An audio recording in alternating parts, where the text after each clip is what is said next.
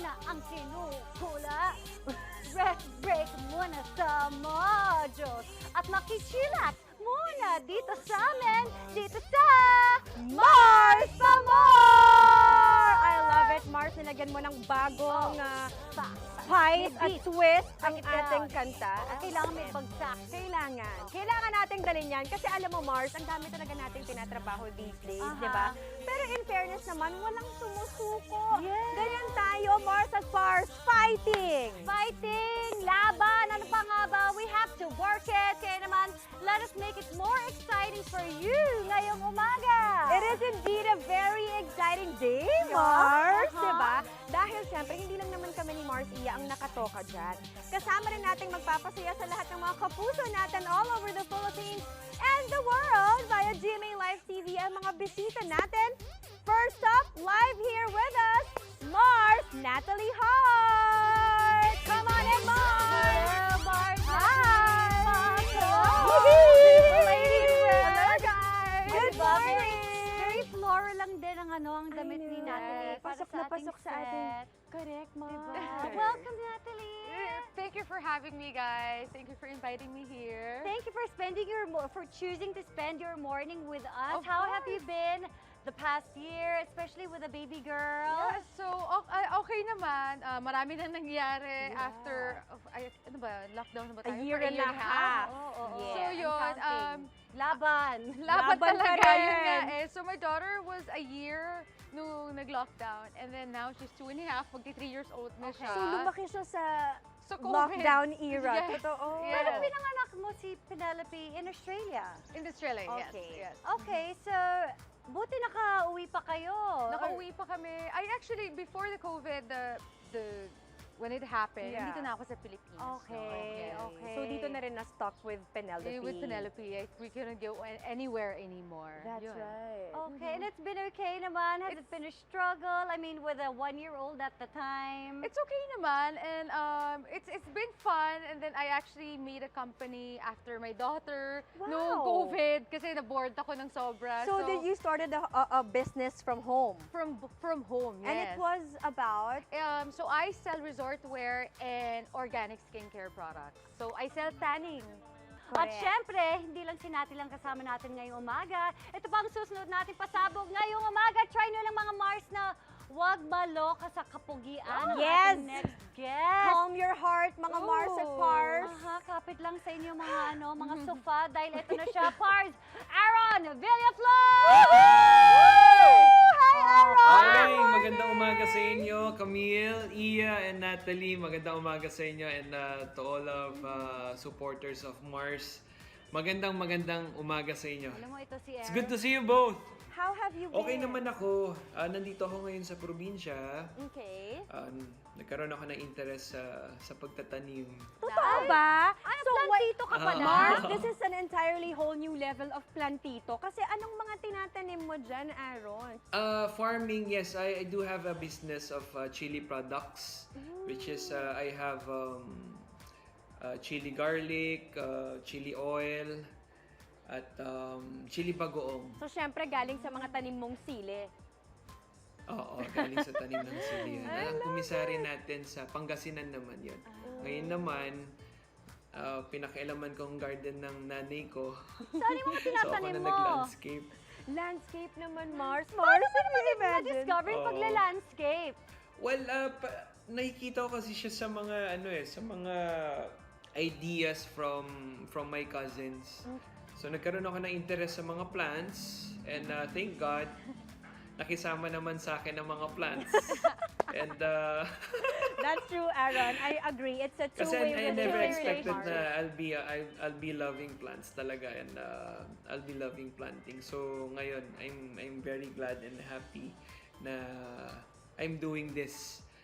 Not for myself but also for my family. Right. Nice one! naman, Pars! Oh. Can't wait to hear more about it. Pero nakakatuwa, Mars. Pwede ako kasi- maging hardinero sa inyo. Oo. We will get your contact later para talagang okay, pag kailangan namin ng mga services mo, we know who to call. Salamat. Okay, pero syempre dahil malapit ang lunchtime, itatakamin natin ang isa't isa sa Mars Masarap na ihahanda ni Mars Natalie for us. What will you be preparing? So I'll be making spicy kilawin with mangoes, and I'll be making avocado salad. Okay, guys, let's start our kilawin first. Okay. So, this is tuna. This is tuna. So basically, kailangan nyo ng fresh, anything fresh na fish, pwede. Okay. And Na kailangan walang tinek, syempre. Yes. Okay. Tapos, salagyan mo muna yung suka para medyo maluto na siya. Okay, ng so how konti. Lutuin Suka. natin lahat. Lutuin, gusto nyo lahat Of na? course. Okay, For everybody na. happy. Okay. Lalo na si Aaron, kasi Aaron, kami na lang muna yung titikim for you, ha? Kasi Sige, total sige. malayo ka naman. Kapag dumating to Paborito dyan, ko yung kinilaw na yan. oh, favorite pala to ni Aaron. Okay, so how do you know how much vinegar to put? Siguro, depende sa'yo. So, tansya-tansya lang siya. Hindi mo naman talaga siya kailangan per teaspoon or per ano. It's parang kailangan mo lang i-soak siya eh. Oo, Make kailangan- sure na na-soak mo Siya lahat sa- ng isda, Mars. Oo. Okay. So, yan. So, kailangan mo lalagyan yung sibuyas. Depende. There's no proper Exact measurement. Exact Yeah. measurement. So, kasi gagamitin ko pa mamaya yan Okay. for our next dish. So, halo-halo lang siya. Depende lang sa'yo. Uy, I'm gonna make this. Tapos, ako, I love putting mangga. Yes. Kasi ang This is sarap eh. hilaw. Hilaw, Okay. hilaw. So, Nakakadagdag asim. Nakakatawa. Tapos sa sobrang love niya, nahalata ako kasi linagay niya lahat. lahat Correct. na. Yung iba hindi na masyadong sinut lahat, Mars. Pero yung mangga. mangga. Talagang Let's I go. love mango talaga. Tapos ako maglalagay ako ng onting sili. Usually, onti lang talaga yung nilalagay ko para lahat makakain. Okay. Tapos yung So, konti lang natir- nilagay mo na yan? Oo, tapos Okay. ito lalagay ko to mamaya sa plate ko. For Kasi more for chili me, power. For more Okay. power. Gusto ko talaga yung sobrang anghang na hindi na ako masyadong makapagsalita. makapagsalita. Yung pinapawisan ka na sa sobrang anghang, parang ganon. Yes, yes. Tapos maglalagay lang ako ng onting lemon para lang medyo, para swabe Instead yung of lasa. calamansi. Okay, lemon. okay. So yun. And then we're basically you That's just have to nice. add some salt and pepper to taste. Okay. Since minsan kulang yung asim sa suka. Okay, so season at the end. Yeah. Okay. Tapos paano mo alam pagluto na yung isda? Di ba ang Actually, depende yan sa kulay. Actually, pwede mo na yan, pag depende namuti, sa'yo. di ba pag namuti na siya? Pwede okay, na siya, okay. oo. Pero So, usually mix. kasi I love sashimi. So, sa akin, okay lang kahit hindi Kahit pa. raw. At saka Yeah. Mars, I think if you have a really good tuna or fish, yung fresh talaga. Ito, fresh talaga. Then, so, bongga. Ito kasi sikat to sa probinsya na dish eh. Pero dito sa atin, parang bihira ko lang din makarinig na sa mga bahay nila, they prepare this too. Actually, honestly, Mars, hindi ako masyado mahilaw. Oo. Oh, okay, okay. So, Pero yan, Marsol, you'll see na naluluto yung isda kapag Kaya ganyan nga, na siya. inaantay ko nga siyang pumuti eh. Oo. So, Hintayin natin basically- maluto pa kasi gagawa ka pa naman ng salad, salad, diba? yeah. So, depende sa'yo kung if you wanna put some coriander for extra taste. Ayan, itatabi ko na muna to. Okay, Para set medyo aside. set Maluto aside. pa. So, ito, sobrang bilis lang nito actually. So, if you just want a quick salad for you. Pero Okay. medyo strong lang siya kasi yung onions natin talagang hilaw talaga. Okay. So, yan. Onions, tomato, Lahat mo na. Oo, Todo lahat mo ko na yan. Okay. and then avocados. Onions, Yum! tomatoes, avocados. Okay. And then, Ito ang panahon ng avocado, diba? yeah, ito. Tsaka medyo mura siya ngayon. Kaya Mura siya ngayon perfect. at ang dami niya ngayon at ang sarap niya talaga ngayon. So basically, this is just so quick. This is some oil. Olive oil, and then I'll just squeeze some lemon again. The salt and pepper, and that's it. And with coriander. That's it? That's it. It's like guacamole. Okay, Pero okay. it's like, pero parang raw version na hindi mo binilender. Yes, So yes.